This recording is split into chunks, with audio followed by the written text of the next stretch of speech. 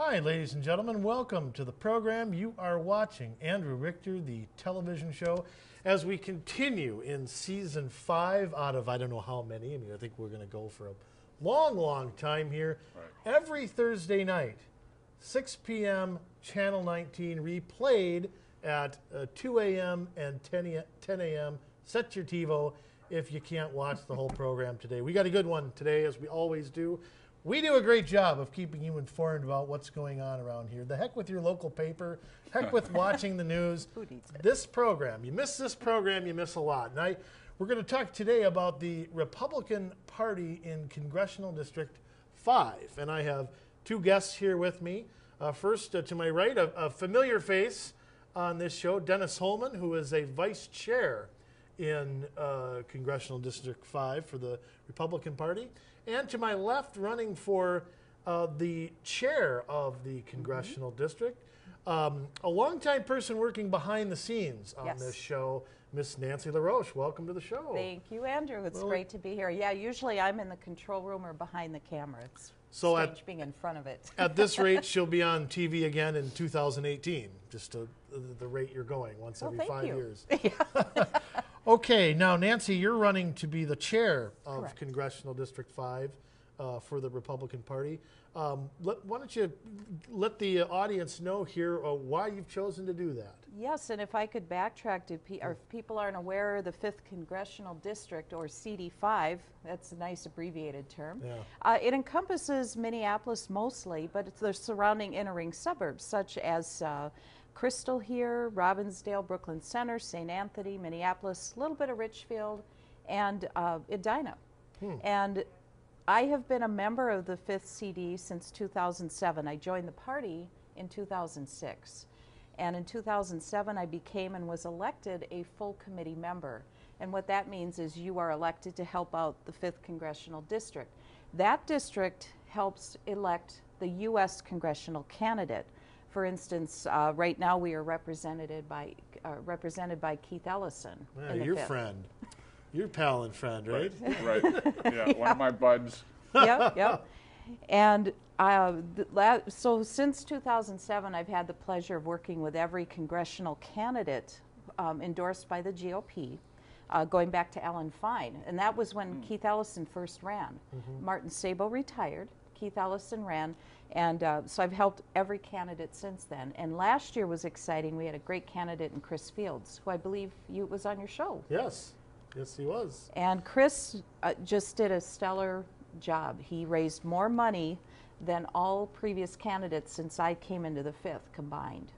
He scored the most votes. So even though the percentage may look small because of redistricting, he actually had about 30,000 more votes than the previous candidate.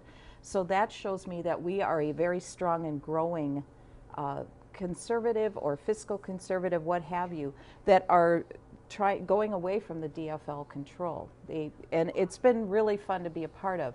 So I am running for chair because the 5th CD organization this last cycle has been without, in my opinion, strong leadership. This organization, for all intents and purposes, in my opinion, has shut down. There were no fundraisers, no support for Chris Fields, and rather than complain, I decided to get involved and step up and help join our forces again and get us back up to a strong organization. Now, you're Nancy, you're actually running then for an open seat, because I understand the current chair has decided not to run for re-election. Yes, he has not. Now, are you aware, have other candidates surfaced that you're aware of, or are you running unopposed? I thought I was running unopposed until yesterday. Oh, really? Okay, okay. I So did not, the current deputy chair is running, I heard yesterday. Okay. And I have visited all but 2 districts around the 5th, visiting and going to their conventions, meeting and introducing myself. I have neither seen the current chair or the deputy chair, which I heard yesterday is running, visit these BPOUs or Senate districts. Okay, the Senate districts, I believe there are 12 Senate districts 12, correct. that are within the 5th Congressional District. And we should mention a Senate district is your local Republican Party. Every district gets a number, and those numbers fall in a congressional district. So when we talk about Senate district, that is your legislative district, where you have your state senators and your state representatives. So we use those terms all the time. We and do. I Thank know you my for audience reminding me. Is the smartest audience around, but we still have to say that once in a while. So. And it can be confusing because while we say there are 12 Senate districts represented within CD5, they're not whole districts, which makes it even more confusing because, for instance, I believe it's Senate District 41 that has only St. Anthony in it.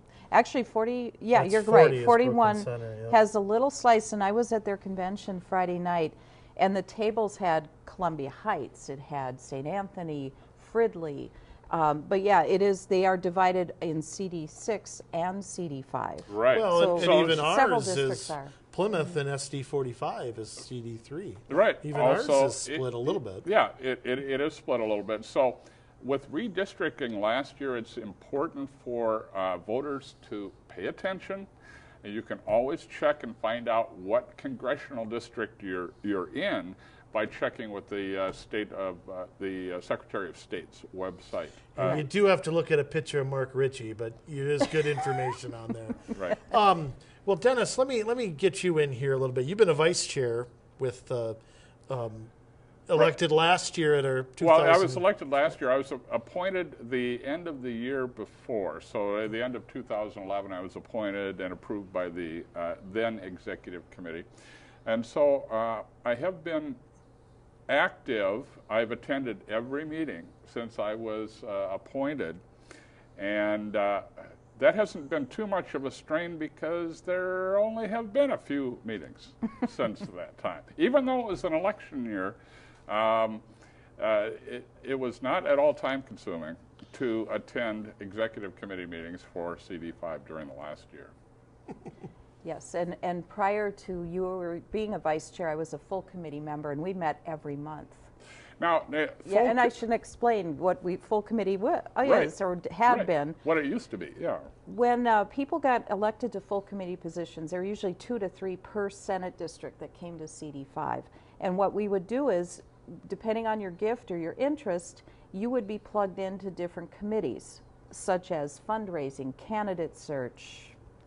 For myself, I was the communications committee. I set up CD5's website in 2007 and was the sole operator up until last year. So everyone got together monthly to help build that organization, and which all intended to help that congressional candidate in addition to your Senate House candidates. It dovetailed nicely into local Senate districts. And it provided a lot of opportunity for coordination, for sharing of ideas, for deciding how to allocate resources